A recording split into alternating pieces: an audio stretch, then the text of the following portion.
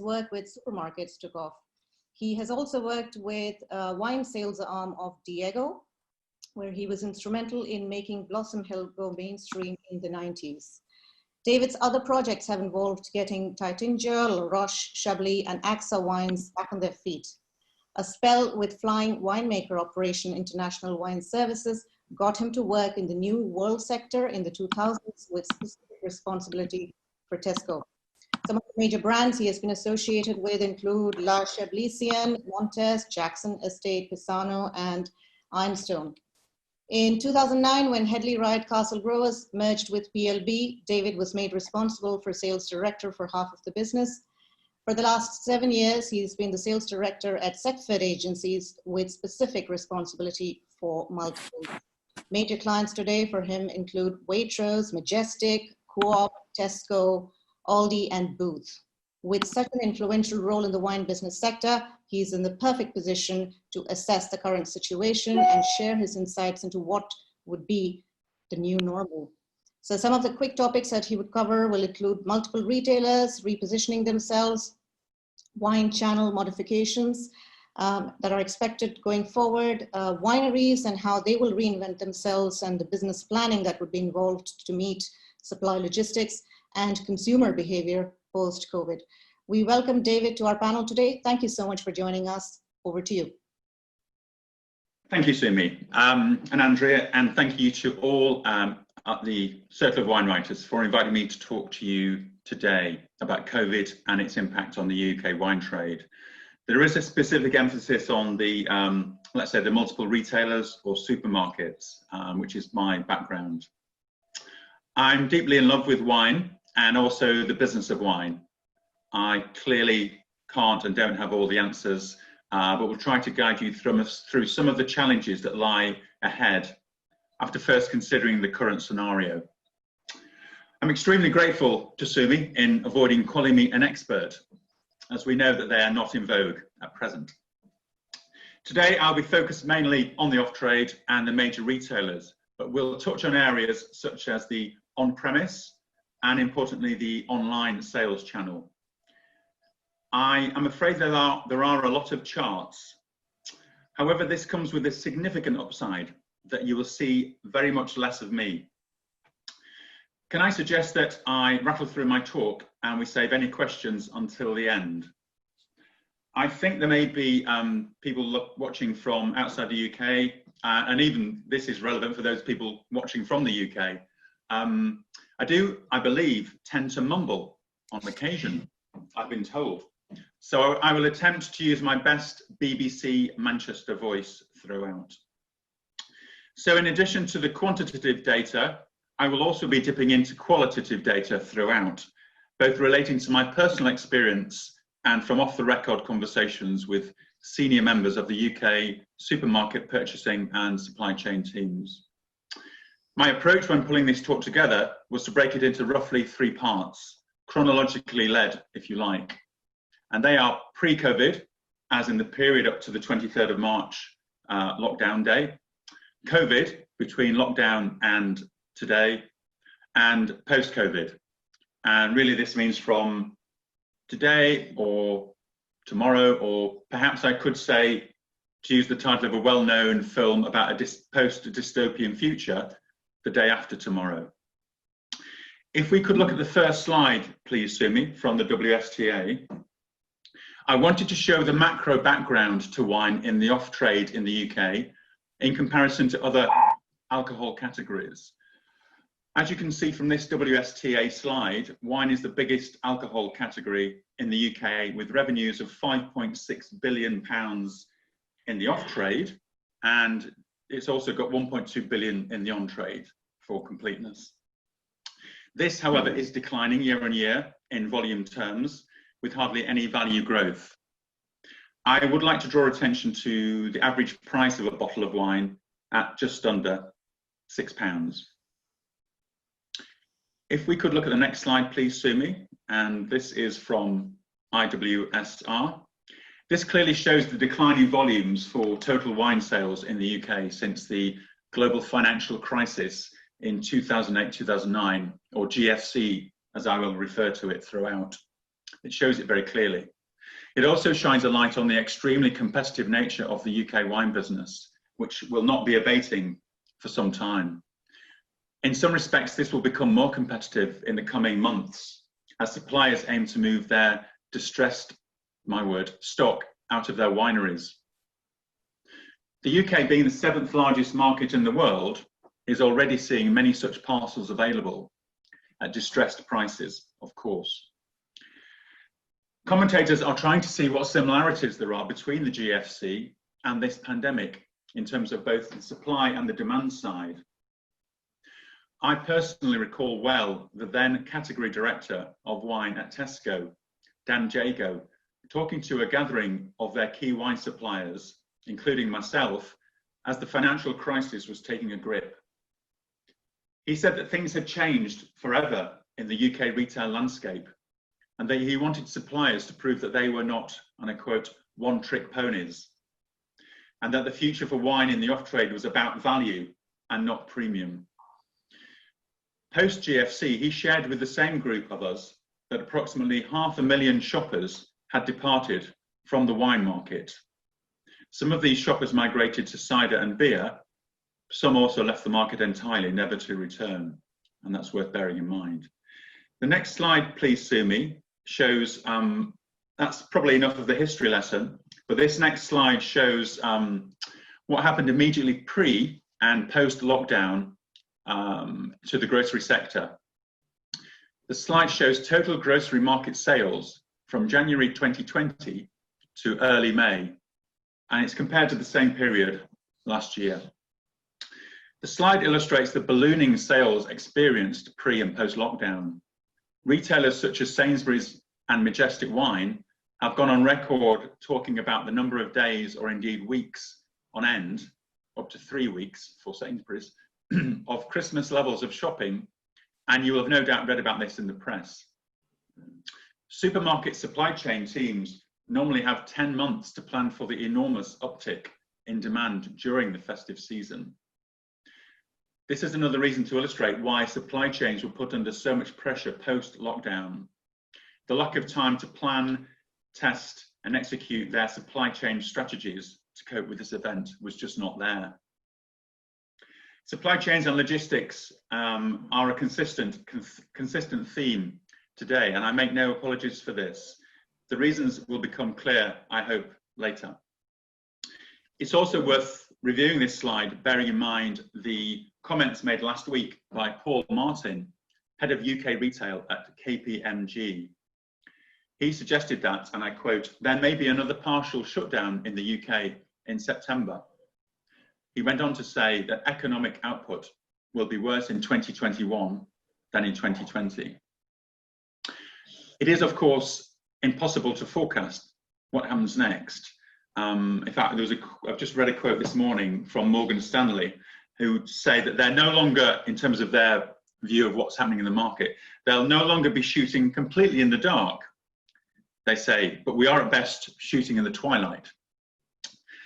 However, also Boston Consulting, in reference to luxury goods market in regard to the GFC, said, "The current situation is worse than 2008. There is zero doubt that we're going to have a V curve. The question is whether it moves into a U or an L. Champagne houses and super premium wineries, be aware." If we look at the next Nielsen slide, please, Sumi.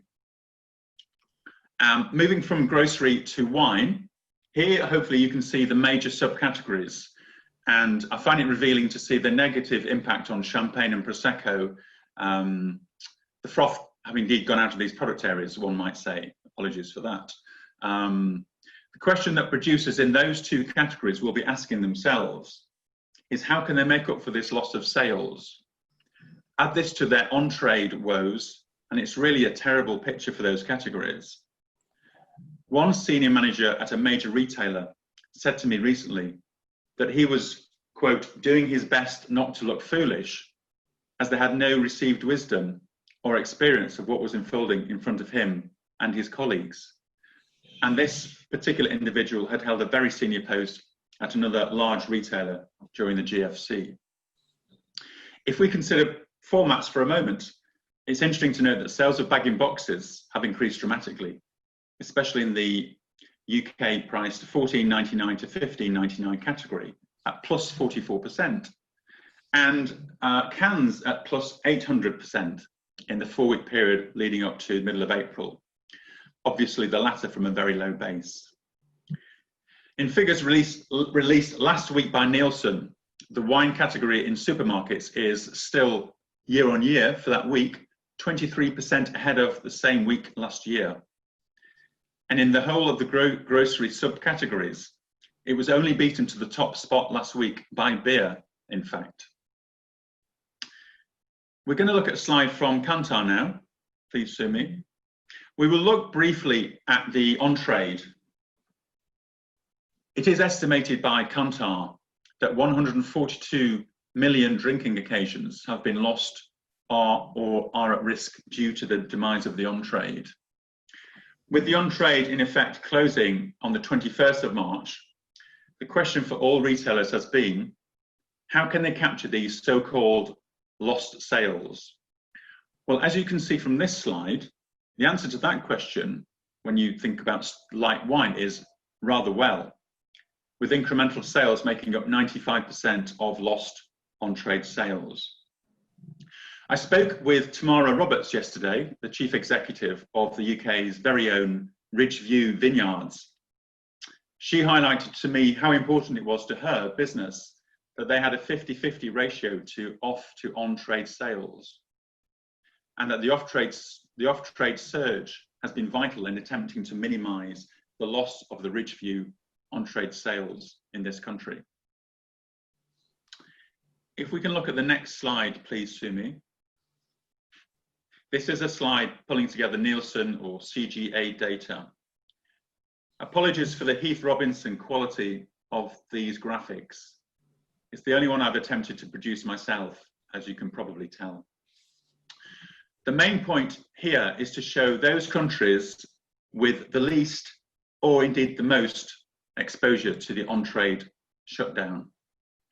Clearly, France, Italy, and, though not a country, Champagne, are going to have their work cut out to make up for the loss of on-trade business.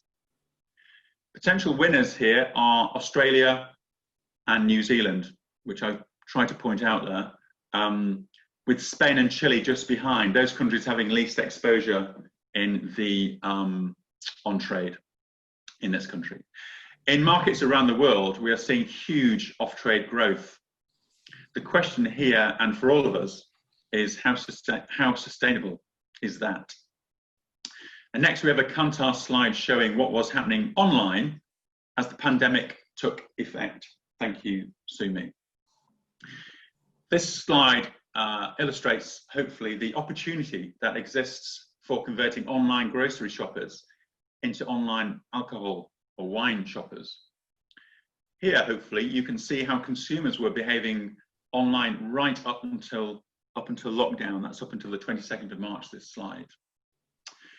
Since then, total retail shopping online has continued its upward movement, pushing the proportion of such sales to 22.3% of all retail sales by the middle of April. And that's the highest figure ever recorded for online sales. Regarding wine specifically, CGA have reported that 25% of online shoppers claimed to have bought alcohol during COVID, the first 4 weeks of COVID, of which 11% were first-time purchasers of wine. And I don't have any further insight in that data, but I would expect 90 to 95% of those 11% would be adding bottles to their grocery shop just after they've ordered possibly Dettol. Of this group, of the 11%, 48%, however, said that they would consider doing it again. The opportunity for selling alcohol online is monumental, lagging far behind grocery. The winners currently are the multi-channel operators. And Nielsen, only yesterday, highlighted this, showing that multi-channel operators' online sales are up 35% for the last 4 weeks, with so-called pure play, as in wine specialists only, in this instance, up a respectable, if smaller, 8%. Pre-COVID, around 7.2% of total grocery was bought online. This has already moved to 10%, and in large part due to Tesco and Asda. These two behemoths have increased capacity by 100% in 6 weeks, which is an incredible feat of management. Tesco now deliver 1.2 million delivery slots per week from 590,000 in the middle of March. And Asda, fascinatingly, have gone from 10% of their total sales being via online to 20%. 20% of all Asda sales are online. That's a combination of delivered and a click and collect. Global Data and Mintel both predict this to grow, online sales to grow by a further 25 to 33% this year, respectively. Pricewaterhouse believe that while many people will revert to their old habits, a significant minority, particularly older shoppers, research came out this week, will stay online. Staying with creativity and agility, eBay have signed up 50,000 small businesses as partners since February, twice what it would normally expect. Rob Hattrell, their VP, says, and I quote, "When we look at other countries coming out of lockdown, physical retail is still constrained." With the consumer being pushed online, he believes that this has created a huge opportunity for smaller players to establish a presence. There is lots of evidence of this in the wine sector. The issue for wine marketers, in my opinion, is to pay more attention to online messaging and triggers, and thus make their wines easy to find, with the objective of making it simple to understand the wine's USP in a heartbeat. In a Tesco store or a very large supermarket, you maybe find 900 wines on the shelf, which is mind-boggling for some consumers. On the internet, that's probably 9 million different wines. In the grocery shopping mission context, however, the two questions we should be asking ourselves are, how do I get my brand on the retailer online shopping list for home delivery and click and collect? And the second question is, what are my online triggers and engagement strategies so that I stand out from the crowd? Coming back to Ridgeview, their online business has grown 20 times since lockdown from a small base. At the same time, Tamara commented to me, quote, "It's important for Ridgeview to invest as much as we can in our brand and the marketing of it online. However, it needs to be within the budgets we presently have, and that's impacted via lower sales." If we could look at the next slide, please, Sumi. Next, next we're looking at country of origin, winners and those countries that will need to work harder. And that's predominantly the country of South Africa. Anyone who knows me watching knows that that is a country very close to my heart. And the impact on South Africa is due to the second lockdown occurring last month and the impact that had. That led to a subsequent loss of confidence in that country's wines to be available. Supermarkets moved very quickly to fill the empty space on shelf where the South African fast-moving lines were absent. Once a wine has gone out of stock on shelf and in depot, the space it has left on the shelf needs to be filled with something, facing over, as it's called, to avoid any gaps. On this very point, the Chief Product Officer at Tesco, Andrew Yaxley, wrote to suppliers 2 weeks ago and again on Wednesday of this week, pointing out that his #1 priority for his colleagues and his business is availability. Or put another way, if you haven't got it, you can't sell it. If I can try and illustrate the point about availability with a personal story, I thought that I was in the wine industry until one awful week in December 2003. At that point, I was the UK agent for La Chablisienne, the incredible co-op in that beautiful region. And we supplied Tesco, along with other supermarkets, with their own brand Chablis. I got a call from Kevin Smith, the buyer, asking me why the latest order for it had not been available for collection when the Tesco lorry arrived at the Cheblisienne back door?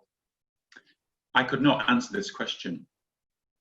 And being out of stock of Chablis pre-Christmas was pretty disastrous, I can tell you. Thankfully, the winery was more efficient than I was and was able to fulfill the order the next day.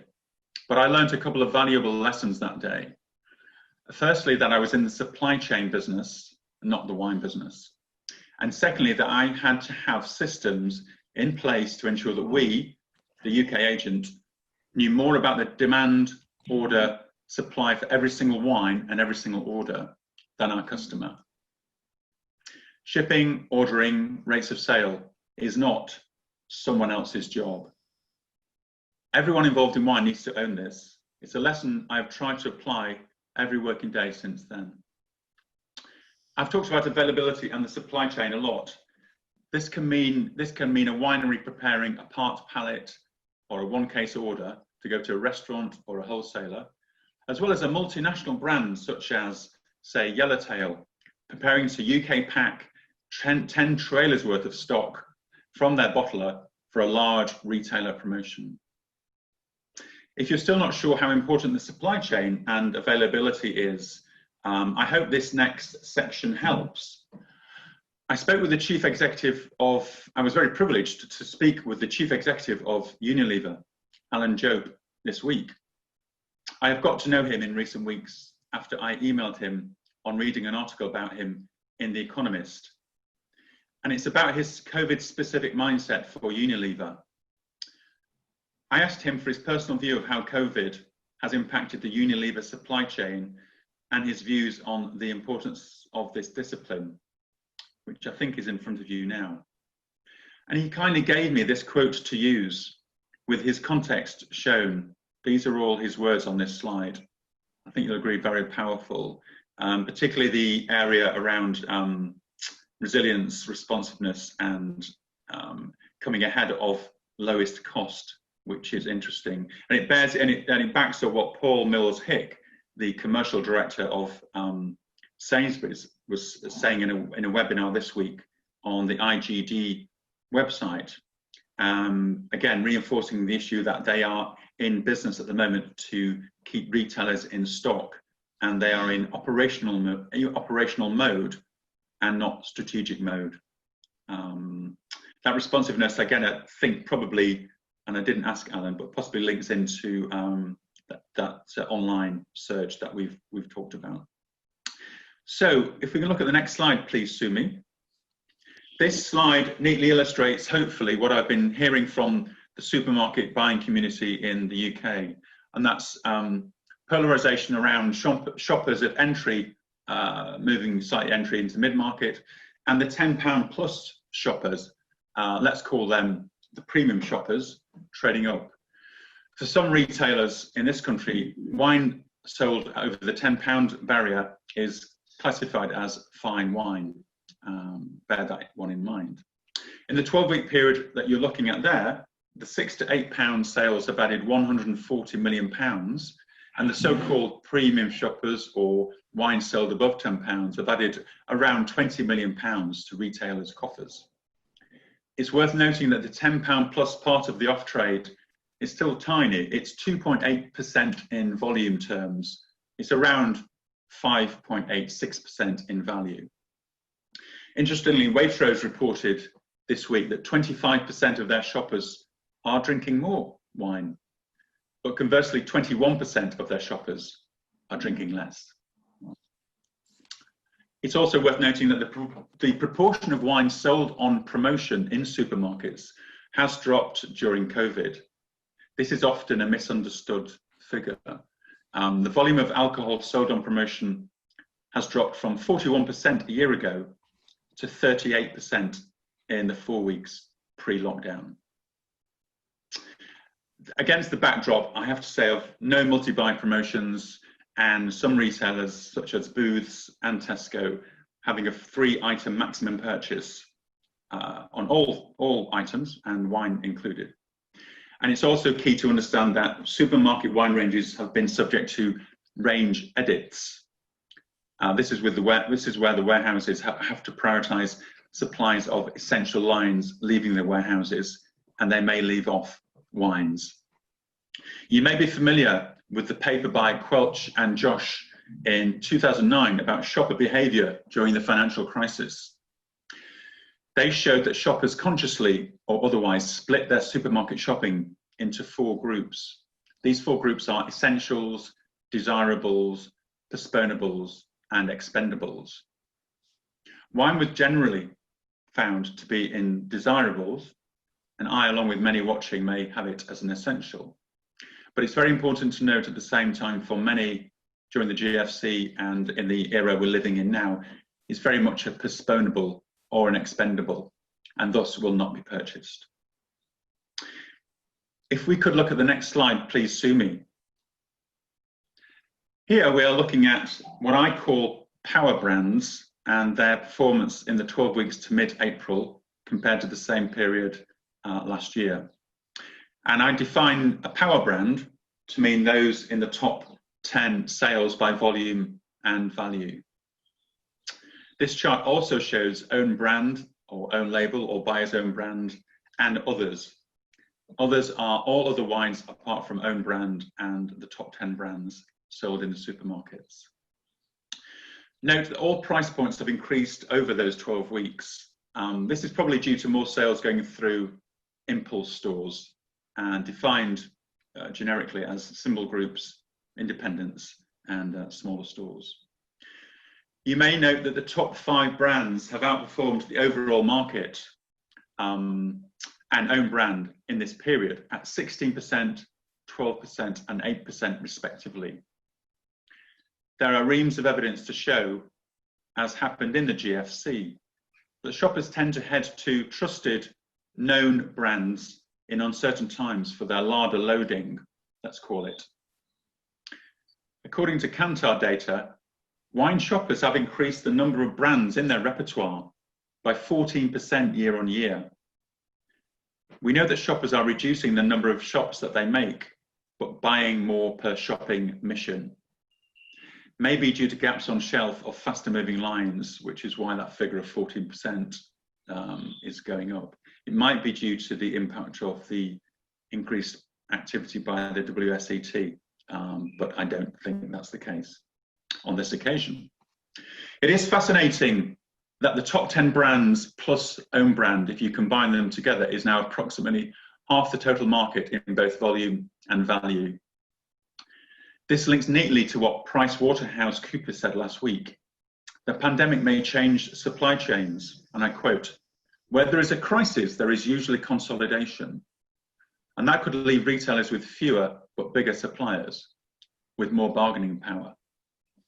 That said, the post-pandemic future of consumer drink choices will depend on consumer finances, and I can't stress this point enough, as well as the deals that wine brands strike with supermarkets. After the GFC, brand owners used promotions to support value and volume. Clive Black, the retail analyst at Shore Capital, also says, and I quote, "Supermarkets had been weaning themselves off promotional dependency for the past decade. More expensive premium brands, therefore, will probably suffer." And the perhaps aptly named Mr. Black also warns, UK demand for organic foods in the GFC went down by 35% in the financial crisis because people just didn't have the money. All of those slides are fascinating to some people, hopefully somebody watching. But I have presented so many presentations over the years. I normally get to this point and my client will look at me and say, "So what?" So we now have our own "so what" slide. Thank you, Sumi. This is showing implications and opportunities. And these are my own personal takes on what may not happen or is, excuse me, is happening. We might come back to this slide, but supply chain, online, distressed stock, people buy from people, that point is around supplier, agent, retailer, consumer. Transparency and trust is very clearly at the front of consumers' minds, and in a post-COVID world, they will be the winning combination. Linking to sustainability and doing the right thing, which companies behaved correctly to their workers, which companies behaved correctly in terms of society. We've talked a little bit about the on-trade. The phrase coming out at the moment is channel agnostics. I don't think there's anything, any such thing as trade channel management now, or on-trade only wines or thinking. Consumers are clearly, and the evidence is there, shopping locally. They want authenticity, and as we've seen, they want to also know and trust in their brands. Partnerships, we've seen Morrison's and Deliveroo link up, we've seen Booths and Amazon link up. There's definitely a convenience opportunity here.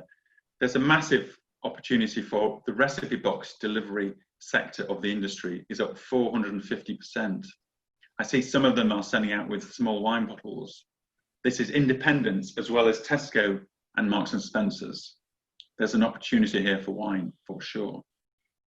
Formats. Is this the time for bag-in-boxes? Bag-in-box sales have increased across all retails. And we know that shoppers are making less shopping occasions. And on those shopping occasions, they want to stock up rather than do more frequent shopping. Again, as Paul Mills-Hick says from Sainsbury's, there's a sort of feeling of 1980s shopping back in the UK at the moment. There are fewer shopping occasions, more bottles. That will inevitably, or possibly, lead to range rationalisation. And then my last take is en-primeur and luxury. Is en-primeur the perfect supply chain? You pay for wine now and receive it in 2 years' time. Maybe there's something in it. I was interested to see the Wine Society offering en-primeur Spanish Garnacha only this week for £8 a bottle, of which I bought a case. Pay now, receive in November. Again, the perfect supply chain. Wine as a luxury item. I've seen the Amazon link up with Haute Couture and Vogue, with again coming up against severe consumer negativity. Could wine, whilst a luxury, also be seen as a treat or an indulgence in times of stress? I don't want to leave you on a negative, so could we look at the next slide, please, Sumi? Thank you. Here we can see a graph showing the long-term trend for higher priced wines in the off-trade, and I did want to leave everyone on a positive note because those are excellent figures. I would like to conclude this section by firstly thanking Sumi for inviting me and helping me so much, Andrea for agreeing with Sumi, and the lovely and kind members of the wine community who provided me with data and other information. And in no particular order, these are the good people at Casella, Ian J. Gallo, Moet Hennessy, the New Zealand Lighter Wine Team, John West, Chris Stroud, Richard Siddle, Abigail Barlow, Tamara Roberts, William Hanson, and of course, Alan Jobe. And as the saying goes, and I'm sure retailers will all be thinking one thing now, never let a crisis go to waste. Thank you.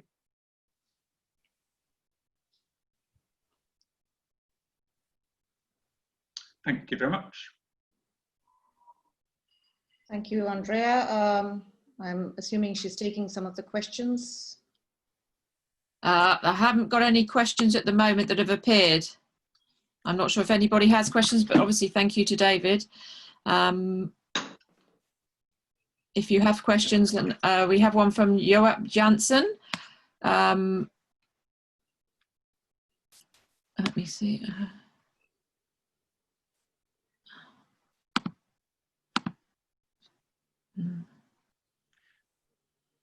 Sumi, can you unmute Joab? Joab Janssen has requested if the slides are possible to be made available. Yeah, if people want to get in touch with me directly, I'd be very happy to share the slides and the script for the context. No problem. Okay. Any other questions, ladies and gentlemen? Sorry, we are getting a question here.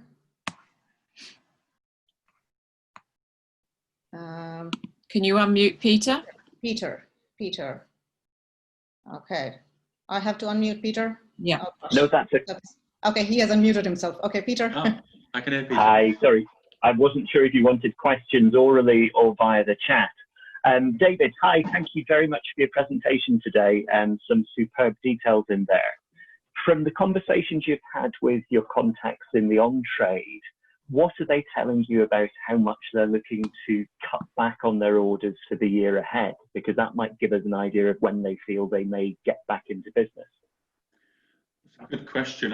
In terms of the wholesaler, we sort of mostly go through wholesalers in the Sackford model, but we're certainly not feeling there's any great degree of rush back to the on-trade. So what we are seeing is wholesalers pivoting which we didn't really cover because I know it's covered elsewhere on the internet, the DTC, or the direct-to-consumer side, and we've seen a lot of our wholesalers doing and coming up with that. And in terms of when the on-trade might reappear, I think that's a really tough one to answer. I think if you look at the Ridgeview example, they're 10% of what they're doing is cellar door, so that's quite a small proportion. But the sentiment, I would say, and these things are often around sentiment, would be that for the foreseeable future, the on-trade is just not going to be happening. A lot of the offers I'm getting with my commercial hat on around this issue of distressed sales is wine that may have gone to the on-trade in the on-premise trade in other countries as well as this country. And I think it'd be interesting to see once on-trade comes back whether going to the second part of your question, my question would be whether wine lists will be as significant as they have been, which will be a shame for wine lovers like you and I, Peter. There's also quite a lot of commentary around shoppers buying so much wine in the off-trade, recognizing the off-trade price, linking that to what the on-trade price clearly is, and maybe having a new ceiling for what they take from a restaurant wine list. That ceiling may be lower than they had in the past. I think there's some sentiment that may be the case. Thank you very much. That's great. Thank you very much, David. Thanks, Peter. Right. I guess we don't have any more questions, but a lot of appreciative comments. I have a question. Oh, you have. Sorry. Yes, please. David, first of all, thank you for your very well organized session. Fantastic information that you gave us.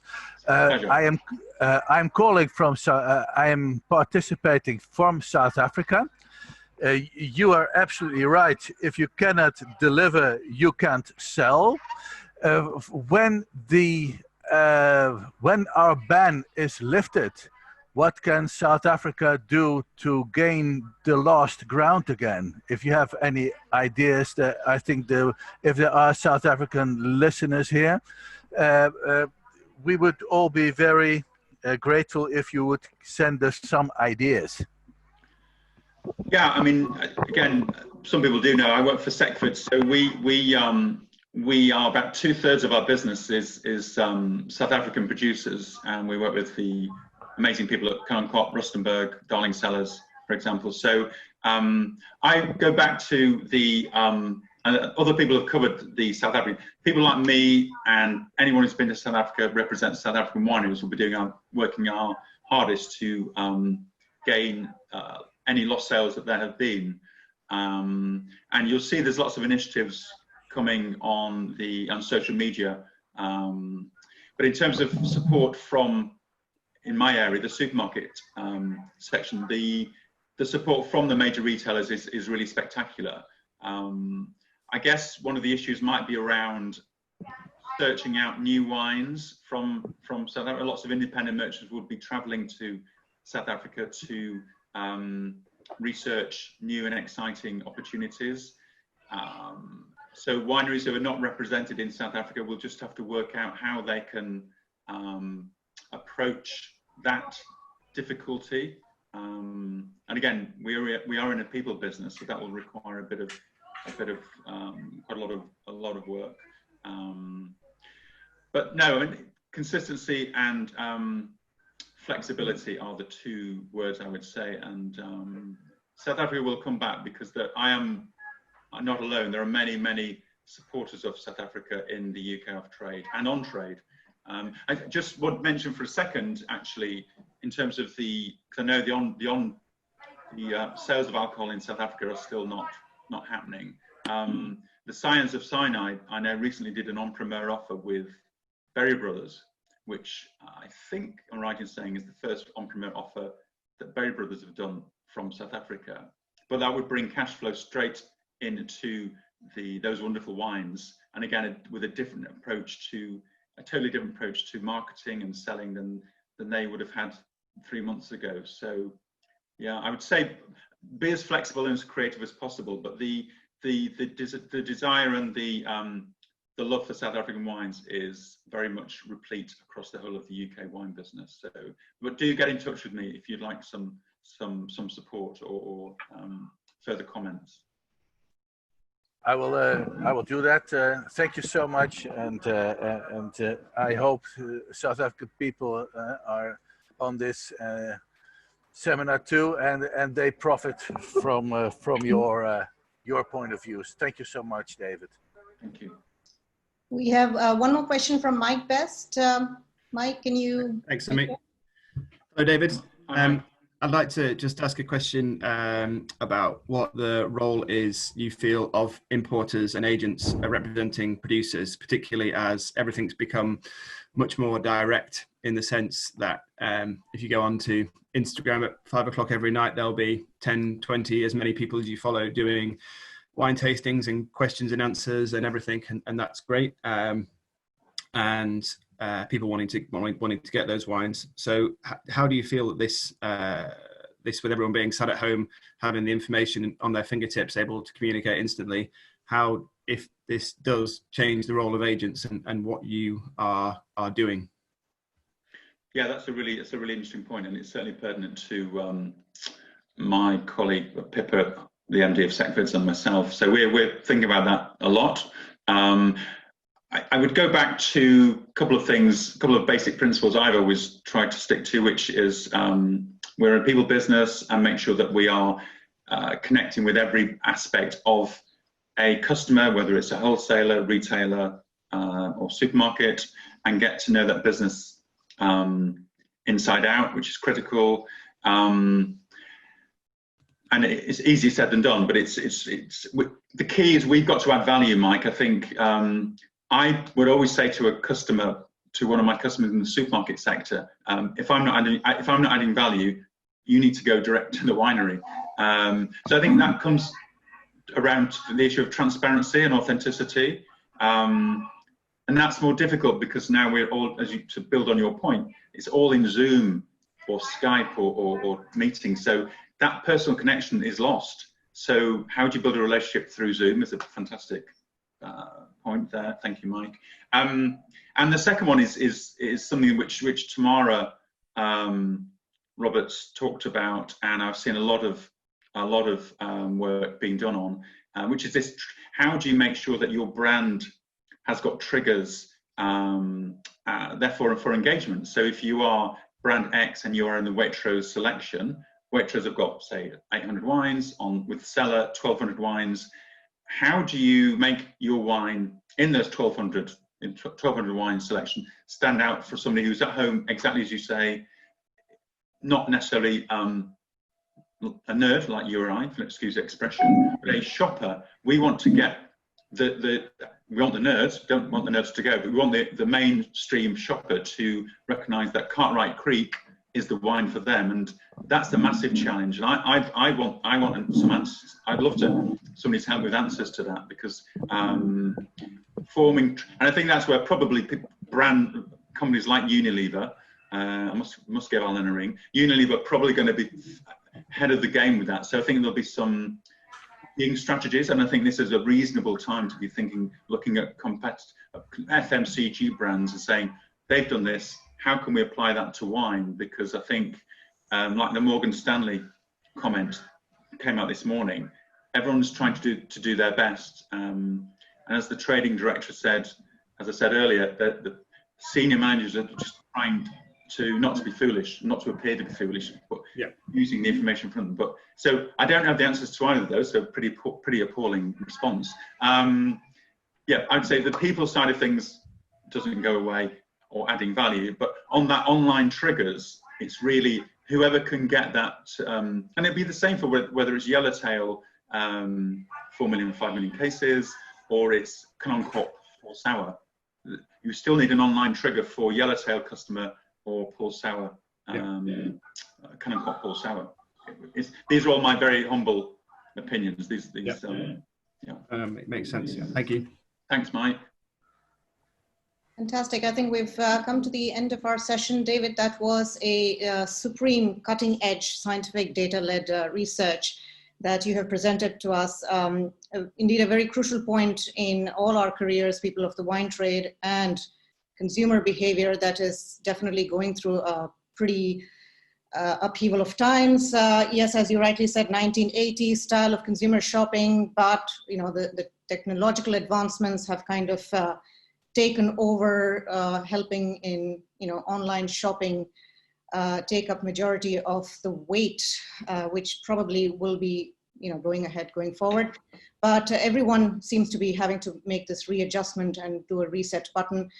Fantastic that you pointed out all this, and very, very honored to have you with us today. Thank you so much. It's been a great presentation, something for all of us to take away and kind of think and reflect upon. Thanks. Thank you very much. Pleasure.